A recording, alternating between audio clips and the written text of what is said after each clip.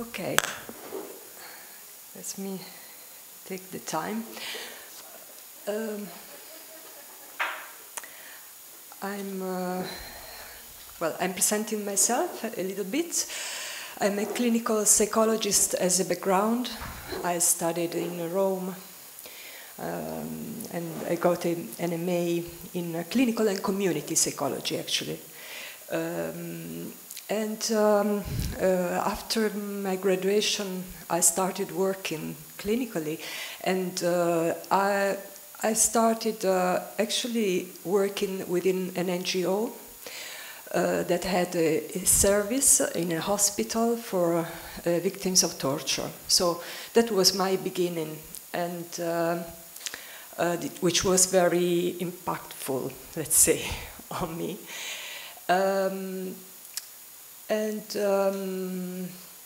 After 4 years, more or less, I stopped my practice there, and I went to study for a PhD at University of Essex because I need a pause. I need a break, probably because I was close to burnout, and I need studying on the topic and researching on the topic. I did a research which is that partially it's in the first part of this presentation, and because I needed an answer. I needed an answer about the question of why torture. How is it possible? Okay, today I'm presenting just what you see. That is my approach and my understanding of the topic. And in the second part, I will try to give you a flavor of what I'm doing clinically, bringing a case of a very severe case of a torture survivor I had in treatment or in therapy better about 10 years ago, and it has been published. This case was published in the form of an article. Yes, I'm going. Maybe later some other things will come up. So welcome into my psychoanalytic home. Sorry, I missed to say that during my job with torture survivors, I trained as a Jungian psychotherapist and later as a relational psychotherapist. So welcome into my psychoanalytic home. I'm working clinically, theoretically, and researching in the field of survivors of human rights violation, torture and forced disappearances, smuggling of children, gender-based violence, slavery and labor exploitation. Treating the severe after effects of prolonged exposure to levels of intense aversive experiences, including torture, systematic rape, and other war-related traumas is a demanding task in itself. With the exception of Holocaust studies, the psychology has not theorized much on experiences that do not reside in our everyday life.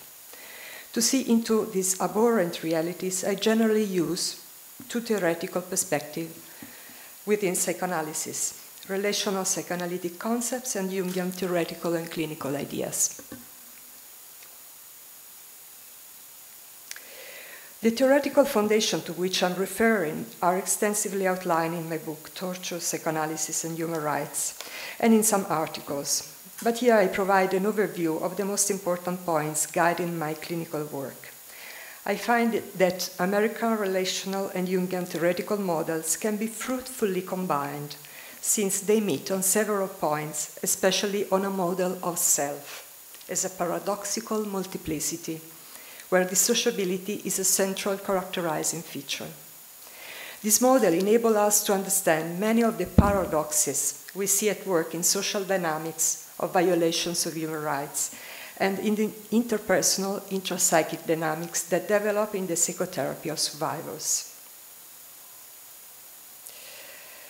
The model of self.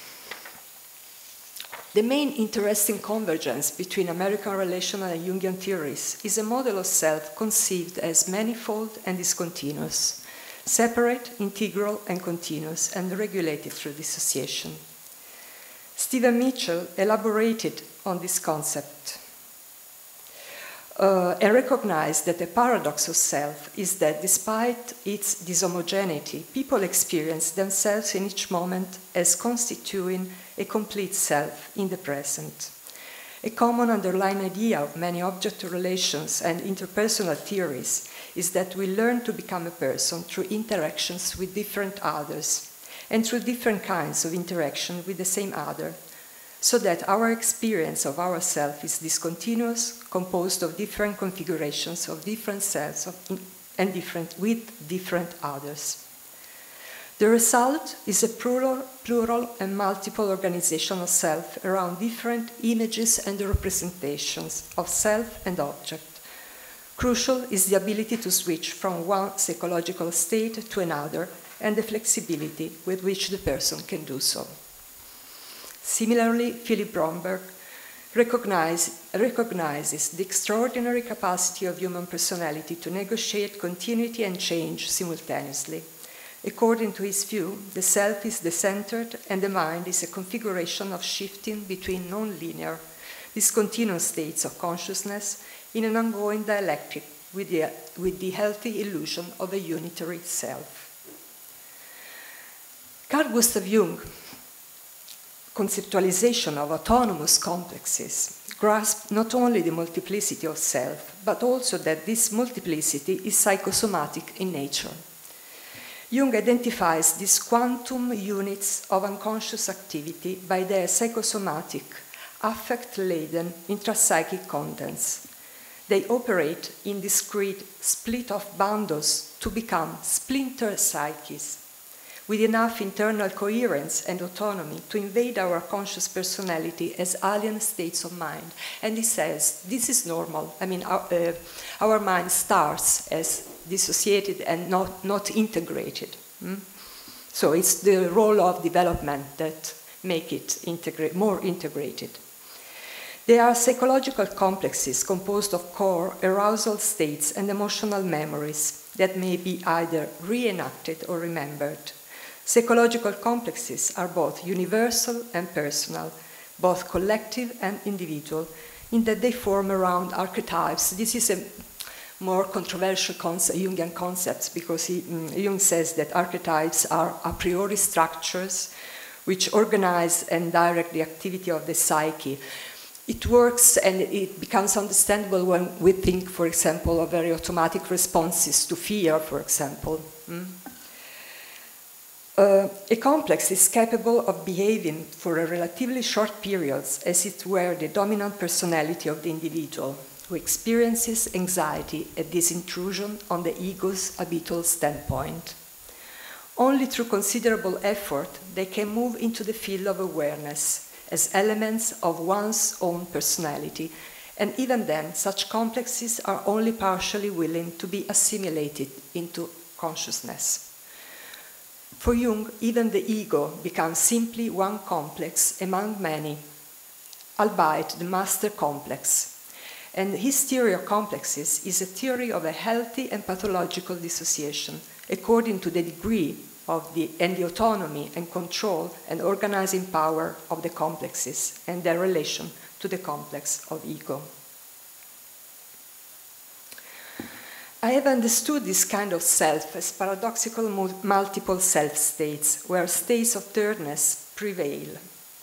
I suppose that in order to work through personal experience, a self needs to keep open in between spaces among its different parts, which is possible only under certain conditions. In an open in-between space, that is, in states of thirdness, personal experience can be processed in a relatively creative way, since many elements and centers of experience of self are available for meaning-making activity.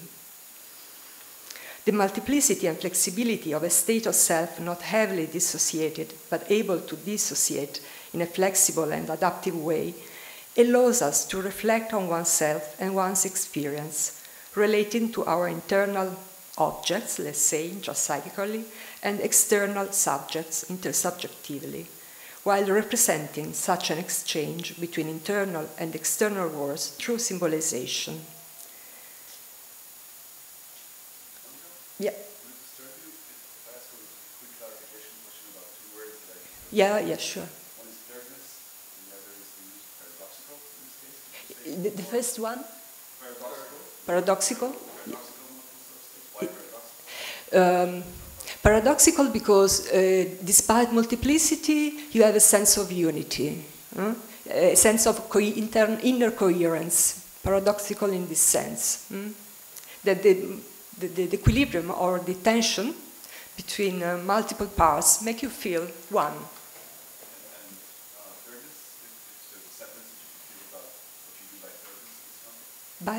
Thirdness.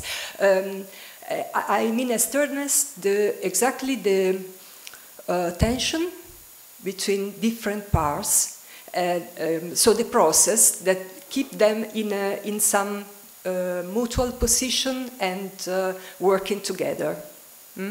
So in a way, what I'm saying is state of thirdness are what make us feel one despite multiplicity. That is, that we are able to keep this tension among these different parts in a sort of balance that makes you feel not totally identified just with one part and overwhelmed or taken from another part. So this is the idea, more or less.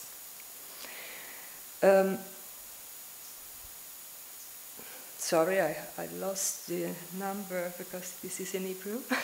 Never mind. The psyche's core achievement in this activity of bridging, this is the explanation, that is in state of thirdness, bridging as state of thirdness, seems to be that of processing elements of identity and elements of difference simultaneously within a relationship, with such a relationship being external or internalized. It is important to emphasize that processing identity and difference is not meant just in cognitive terms, but also it involves affects as well.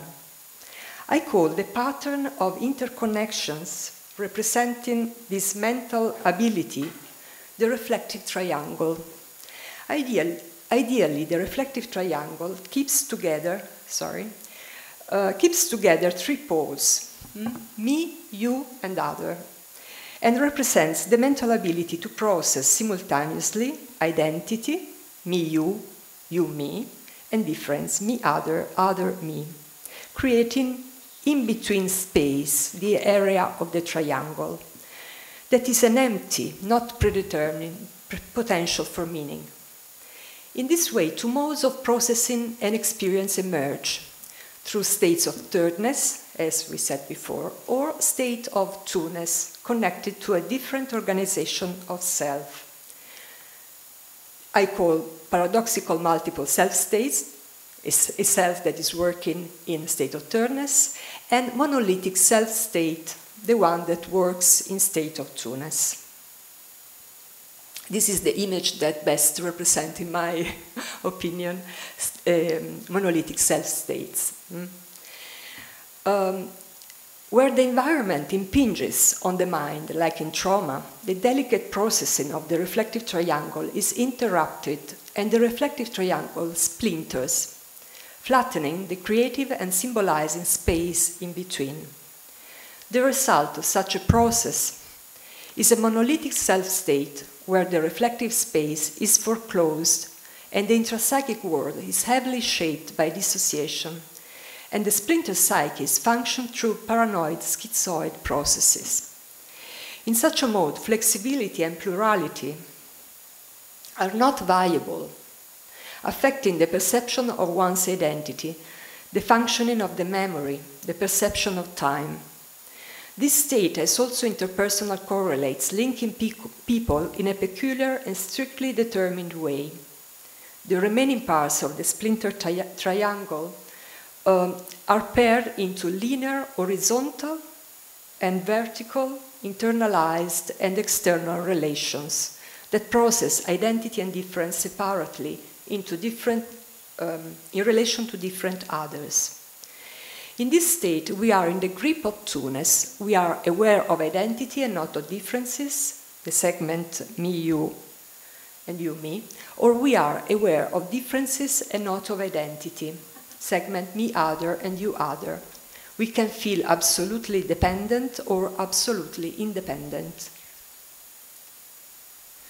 The term monolithic points, which is the term that I grasped from the presentation of Yael yesterday, points to a structural aspect of the self that refers to a mental state with a prevalent need of taking for granted a pretended homogeneous identity, where different parts of self work to compose a solid unity, silencing its multiplicity and contradictions. This shape gives the system the consistency of a rigid object, lacking flexibility and adaptability to different situations, and an idea of intolerance of complexity and variations, from lithos, the Latin for stone.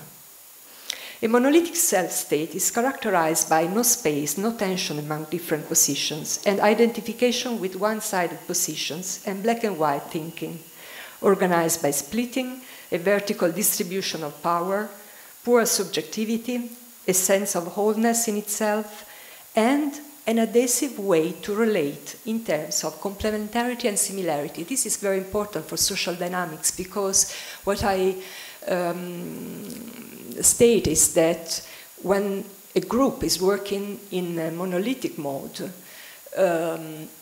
minds are partial and they need to glue to other minds in order to function, but what happens often is violence and destructiveness in this mode. So the partiality of the psyche in a monolithic state is functional to the establishment of adhesive ties to other partial minds in order to form a whole with another or others, a dyad or a group or even a society.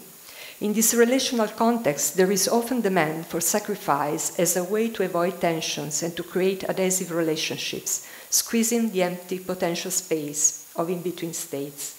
This provokes a severe impairment of reflective abilities and is phenomenologically linked with destructiveness as an attempt to look for difference where we are in the grip of identity and to look for identity when we are in the grip of difference. I would like to give you now some flavor of what I'm doing clinically, or better, this is not a model, what I'm presenting, it is just a case. But since the reading is a bit long, I will try to summarize and skip some parts. As a representative of my Bine tome clinically, I would like to present this clinical paper that presents a tentative understanding of the characteristics of extreme traumas that refugees and asylum seekers bring into therapy. It suggests that these kinds of traumas suffered during adulthood, in which the self recognizes itself as being permanently changed, may involve a disintegration of the self and a loss of psychic skin. The concept of psychic skin is a psychoanalytic concept, and maybe later I will spend a few words on it. The clinical case I present here demonstrates how the disintegration of the self implies not only a deep somatopsychic dissociation, but also a loss of intrapsychic and interpersonal space. In therapy, this was worked through via repetition of victim-aggressor dynamics at multiple levels. In the end, the therapeutic context was structured like a set of concentric layers, creating a bandage over the patient's wounds, while his psychic skin was able to regenerate.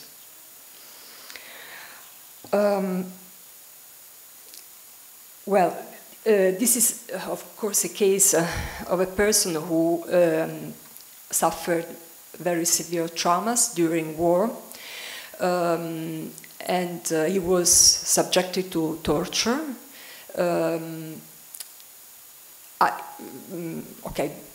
That wasn't clear at all at the beginning of the therapy. What was clear was that he suffered from a severe complex trauma, So with all the, the set of changes that this implies, that using the words of Judith Herman, are alterations in the regulation of affective impulses, alterations in attention and consciousness, alteration in self-perception, alteration in the perception of the perpetrator, alterations in relationship with others, somatization, and alteration in the meaning system. I'm going directly to the case so that you have a more lively picture of what happened. Daniel, 31 years old, was referred to me at the psychological service of a large reception center. It was a reception center based in Rome with about 500 refugees and asylum seekers. He was referred by a social worker worried about his severe insomnia and suicidal thoughts. At our first meeting, Daniel looked very upset, agitated, and exhausted, like someone who had been struggling for a long time. He was suffering from a range of severe post-traumatic symptoms. Insomnia, complete insomnia, he couldn't sleep at all. Nightmares, recurrent flashbacks, distressing memories of war events, emotional distress, and physical reactions to anything reminding him of past events, a persistent deep state of sadness and marked social withdrawal.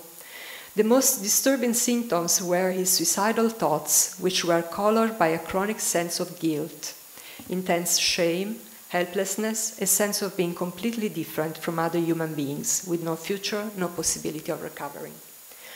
Although his family was of Eritrean origin, Daniel was born and grew up in Ethiopia, where he studied at university and was a professional athlete.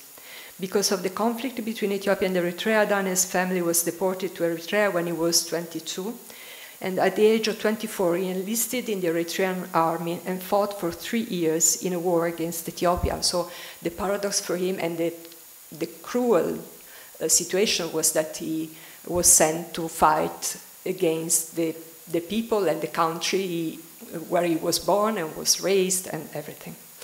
After 2 years he escaped, Daniel then deserted and fled to Sudan. At a certain point, this is the result of a very long time during which I collected the story. He wasn't able, he basically arrived and sit there without saying one word. So it was a very long process. At a certain point, Daniel deserted and fled to Sudan, where he was detained and subjected to forced labor. After 2 years, he escaped from the Sudanese prison and made his way to Europe. His journey exposed him to additional situations of extreme danger and added to his traumatic experience. In Italy, Daniel was unemployed, seemingly invisible to others. In the last 3 years, he had been living in the reception center, leading an impoverished and socially withdrawn life. His days were full of intrusive thoughts, flashbacks, imaginative absorption, and spacing out. His self-harming behavior was linked to dissociative crisis in which he selectively burned his palms and fingertips using caustic chemicals like petrol or acid. His situation was complicated by alcohol abuse, something he felt profoundly ashamed of. Basically, we met after his suicide attempt. He attempted to suicide, bringing on itself petrol and giving fire to himself. And so I was called to help to hospitalize him. After, I'm dividing the therapy of Daniels in 3 phases that covers about 3 years. Then the therapy continued for 10 years, more or less. After Daniel's discharge from hospital, weekly psychotherapy commenced. Daniel had been prescribed a heavy medication regime, but he wasn't compliant at all. A supervision group for the management of his case was created, and the aim of which was to work as a small, close-knit therapeutic community within the large-scale context of the reception center. Basically, I felt totally helpless in that situation because I was working, in these big reception centers, doing a lot of therapies, doing a lot of consulting meetings. So I couldn't imagine I could handle this case, such a severe case. So I started to fantasize, how can this happen? I need help. And so I imagined that we were a smaller community instead of a large service, a smaller community. So the people, all the professional figures involved in the case, I thought, let's do a group, and they are his community. I'm his therapist, and let's see what happens. Daniel was also referred to the local psychiatric service for pharmacotherapy and to the drug addiction service for specialized treatment of his alcohol abuse. So I created a kind of network around him of services. The reflective group was, and I called this small group of social workers, nurses, and other colleagues in the center, the reflective group. The reflective group was composed of 8 social and healthcare workers, including myself, who were involved in the management of his case. The group met once a fortnight over a period of 15 months, and the team had a holding and containing function, and was explicitly meant to reflect upon Daniel's case as a group. In doing so, it was supposed to develop a temporary vicarious reflective function for Daniel. Under pressure from institutional dynamics and the severity of Daniel's traumatic contents, the group initially experienced great distress and anxiety. Some members took an almost persecutory approach towards Daniel, like jailers obsessed with monitoring the room to make sure he did not hide alcohol or flammable or corrosive substances. Very soon the group became divided into those who knew and those who chose not to know about Daniel's dependence on alcohol and self-harming behavior, fighting each other to ignore what they knew. The group's attitude was to think in concrete terms and to consider me as a protective leader, but also a directive leader. They sometimes asked me for instruction about what to do and what information could be shared, which was some weird question. I mean, what information can we share about this person? A more balanced half point was for some reason impossible. Later, I understood that a state of identity took hold on us. That is, we were acting, we were thinking as Daniel, like his intrapsychic dynamics. Through this state of identity, we could start to empathize with Daniel's experience, which was dominated by alternating opposites in thinking, feeling, perceiving, relating, omnipotence, powerlessness, knowing, not knowing, total invasion, total withdrawal. Daniel's 6 months of therapy were marked by continuous dissociative episodes in the individual therapy and self-inflicted burns and alcohol abuse. Daniel in therapy was often absorbed in trance-like states to which I couldn't gain no access at all. His rare comments on his mental states were made in a hoarse voice that I would learn to recognize as his dissociated alter, the voice of another, someone unknown to oneself and out of the self.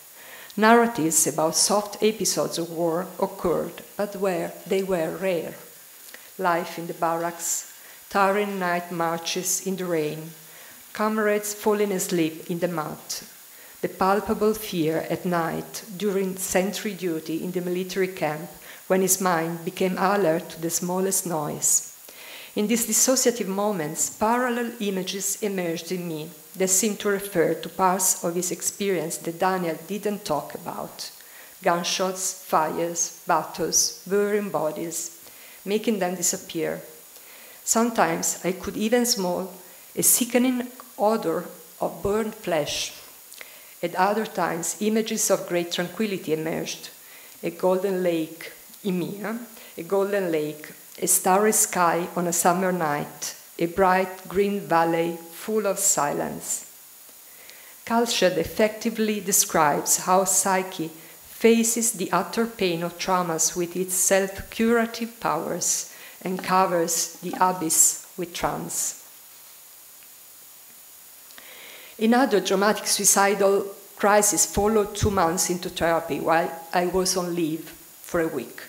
He started to practice Buddhist meditation, which kept him far from attachment, included attachment to me. My next leave from work was successfully managed with the help of the reflective group, anticipating a crisis for Daniel. The group was able to provide assistance to him, listening to his suicidal preoccupation and keeping him in a safe environment. In the second phase, the reflective group, while still engaged in intense conflicts over the management of Daniel's pharmacological therapy and the level of appropriate engagement with Daniel in terms of protection, control, as he was still making constant use of alcohol and burnings. However, while I was on leave, he, Daniel, left uncharacteristically the door of his room open, apparently to show the group members what was happening, the alcohol abuse and self-burning, evidently an invitation to witness and to engage him more closely. I have to finish. For the first time, the group members questioned their role and made contact with Daniel. They realized the difficulty they were experiencing in witnessing what was happening to him. The level of frustration and powerlessness decreased.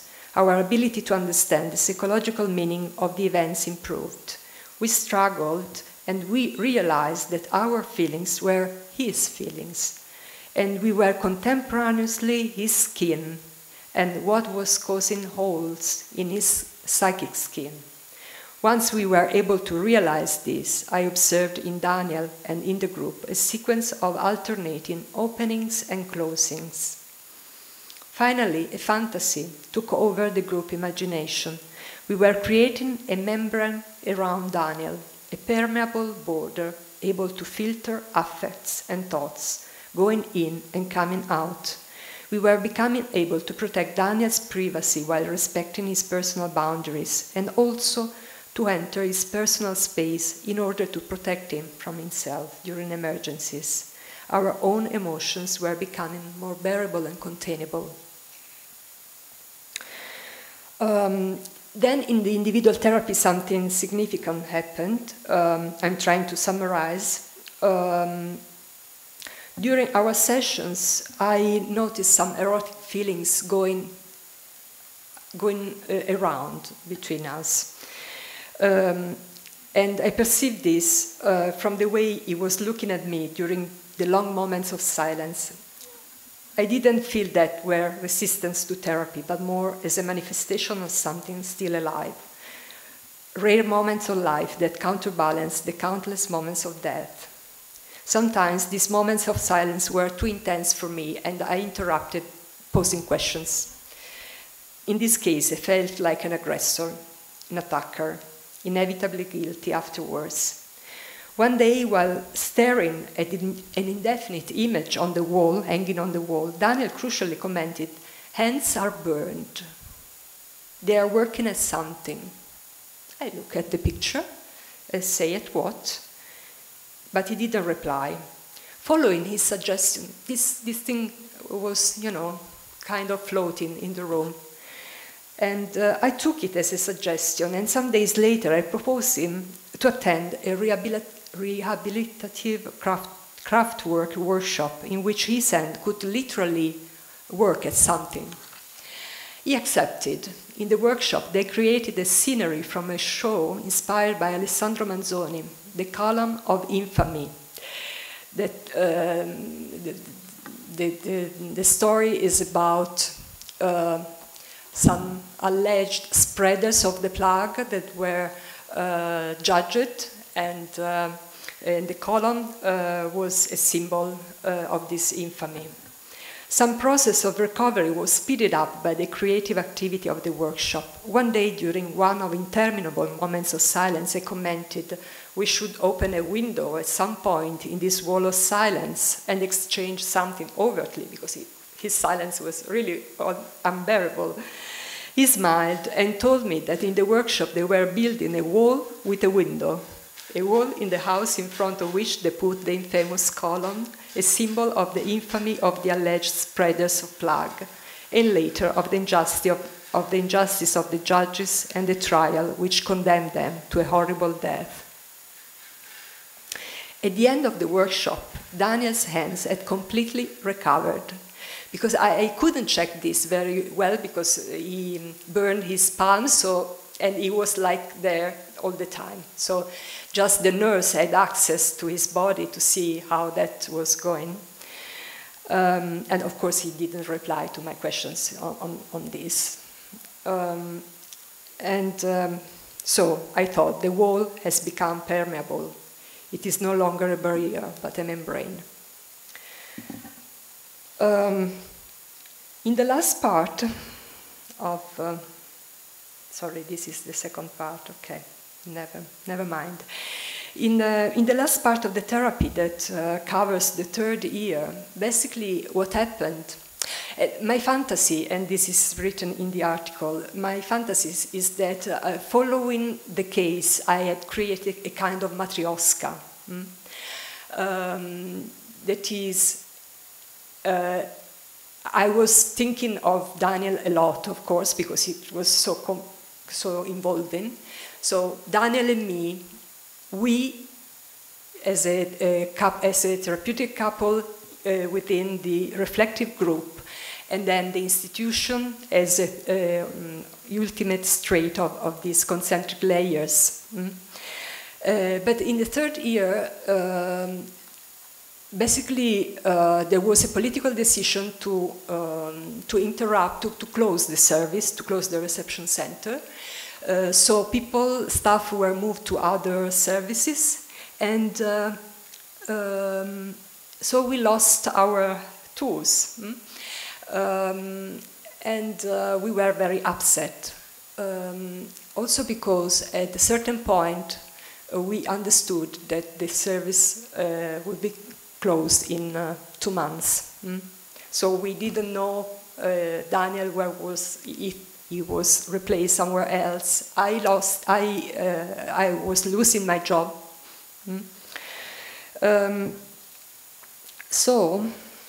But that was our opportunity for a more radical change. And this is really the beautiful part. Daniel had restarted training running, because he was an athlete. He was a marathonette, let's say.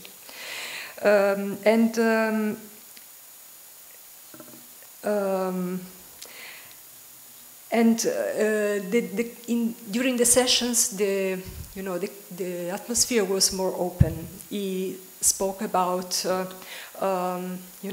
things that weren't apparently related to him personally. For example,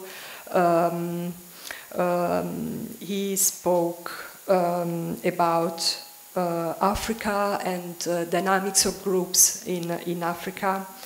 And he engaged me in a more personal relationship, asking me personal questions. Once, a meaningful and dynamic exchange took place in one session when he praised the beauty of the Red Sea. I don't remember how we came to this topic, but of course Eritrea is on the Red Sea, and he called the Red Sea the paradise of fishers for the variety of fishes. And he directly asked me if I had ever been there. After some resistance, I commented, yes, incredibly rich.